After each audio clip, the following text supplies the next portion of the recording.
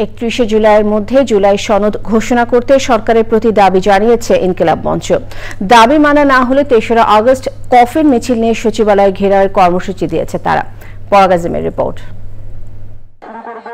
জুলাই সনদের দাবিতে বিকেলে শাহবাগ জাতীয় জাদুঘরের সামনে জড়ো হন ইনকিলাব মঞ্চের জুলাই যোদ্ধারা। সংক্ষিপ্ত সমাবেশে তারা বলেন, জুলাই বিপ্লবে যারা প্রাণ দিয়েছে তাদের আত্মত্যাগ অনেকটাই ব্যাহত হয়ে গেছে।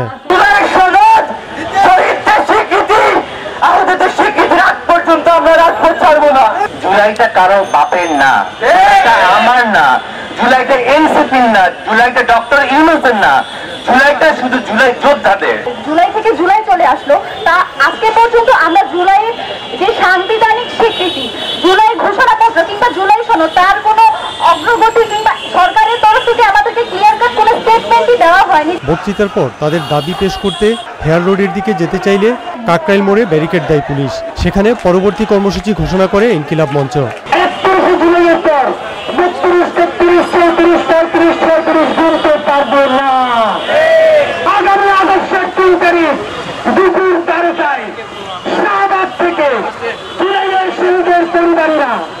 আহত যোদ্ধারা শরীরে কাফনের কাপড় পরে এবং আমরা কফিন নিয়ে সচিবালয় ঘেরাও করার জন্য কফিন মার্চ নিয়ে রওনা করব।